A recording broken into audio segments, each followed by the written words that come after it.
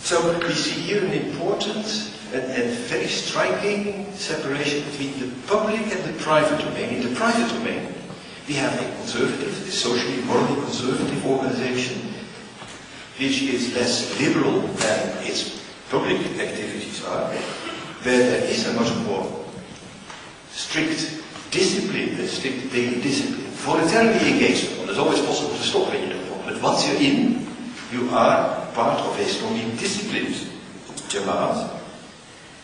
But this is in the private sphere. Now this seems to be very much like what Western governments want. I mean, one old-fashioned interpretation of the secularization process is precisely this idea that religion will disappear from the public domain, but will live on in the private domain.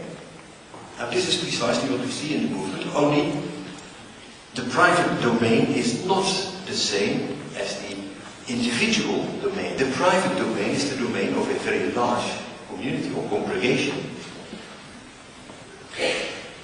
So at first sight you would say this is exactly the sort of movement that secular governments would like to see.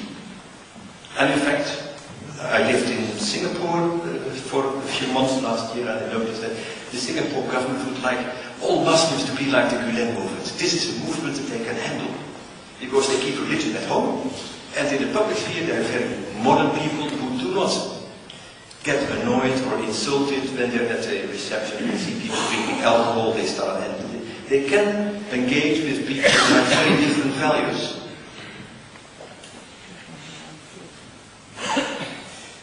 So the movement shows how, on the one hand, you can remain very strongly attached to traditional religious values, traditional religious practices, morally conservative values, and at the same time be modern and engage in all sorts of activities with people who hold very different values.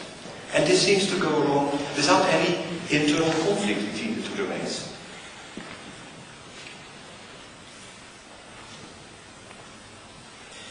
In the private domain, which almost by definition is less easily perceptible to outside observers, in the private domain there is of course much less liberalism and certainly much less multiculturalism than in the public domain.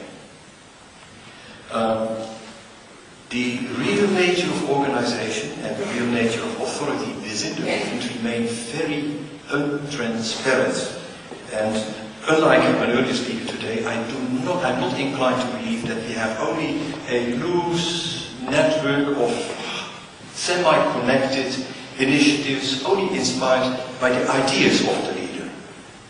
I have strong indications from my interviews and my observations that there is a rather strong vertical communication within the movement, and I agree that on the horizontal level there is much less communication, so that people involved in one of the initiatives here may know very little about one of the initiatives there. But I know that people who are at the higher echelons are very often amazingly well informed about what goes on at the grassroots level in various places.